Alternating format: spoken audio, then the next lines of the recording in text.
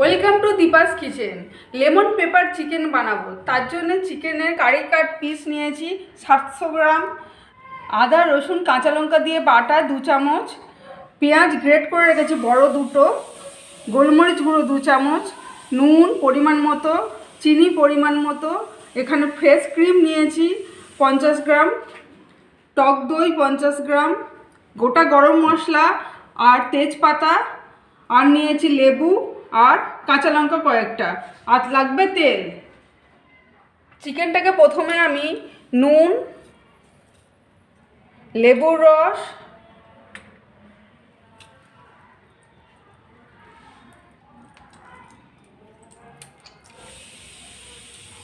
Half চামচ গোলমরিচ আমি এখন দিলাম, পরে আরও হাফ চামচ দেবো। এটা দিয়ে মেখে আমি আধ ঘন্টা ম্যারিনেট করে রেখে দেবো।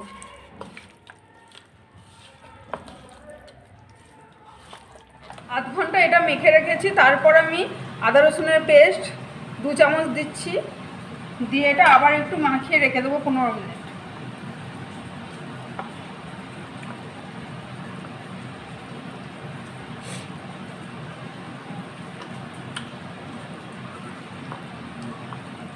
চার চামচ তেল দিচ্ছি,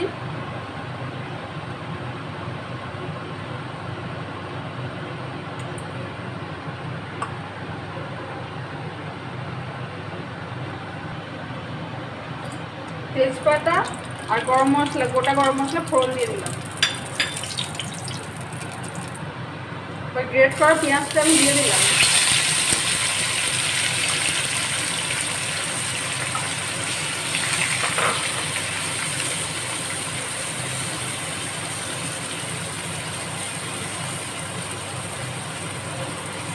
স্বাদ মতো নুন আমি দিয়ে দিলাম, চিকেনে যতটা লাগবে।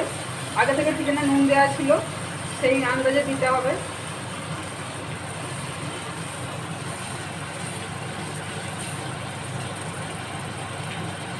চিনিও দিয়ে দিচ্ছি 2 চামচ।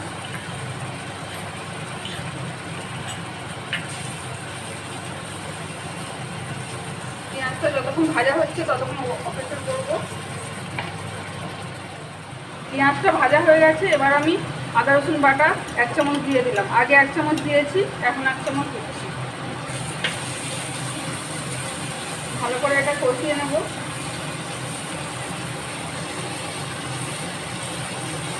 আদা রসুনের গন্ধটা যা কাঁচা গন্ধটা চলে যাবে ততক্ষণ আমি কষাবো।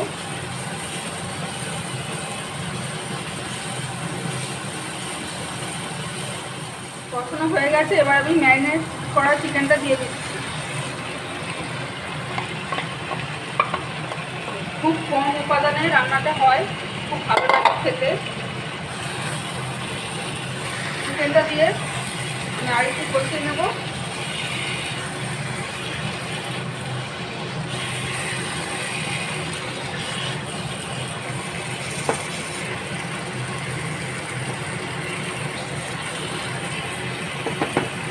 এবার আমি চাপা দিয়ে আরও কিছুক্ষণ রাখবো।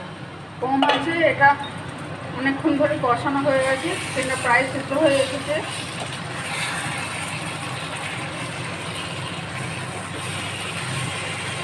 এবার আমি টক দইটা দিয়ে দেবো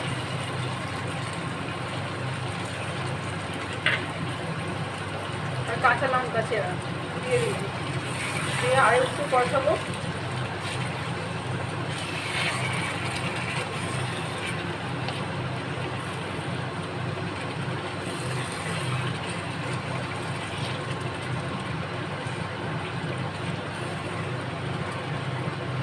আরও একটু চিনি দিয়ে দেবো, যেহেতু এখানে দই আবার লেবু দুটোই পড়ছে, মিষ্টিটা একটু বেশি লাগবে, তো আরও একটু চিনি দিয়ে দিলাম। এবার কম আছে, এটাকে আরও 5 মিনিট সেদ্ধ হতে দেবো আমি। চিকেনটা আমাদের সেদ্ধ হয়ে গেছে, আলাদা করে এতে জল দেওয়ার প্রয়োজন পড়বে না। দইয়ের জলটাকে থেকে দেখুন কত জল বেরিয়েছে। এবারে আমি গোলমরিচ গুঁড়োটা ছড়িয়ে দিচ্ছি আর একটু ফ্রেশ ক্রিম দিচ্ছি।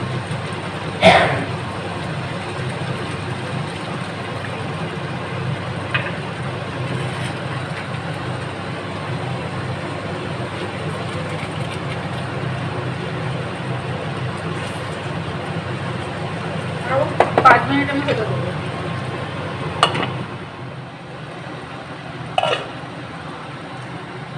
রেডি হয়ে গেছে আমাদের। এবার আমি আরেকটু উপর থেকে লেবুর রস ছড়িয়ে দিচ্ছি।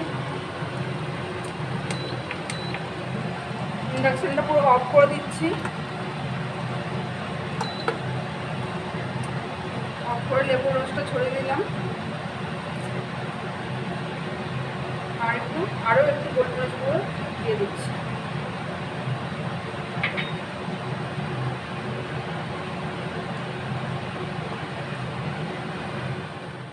Lemon pepper chicken ready.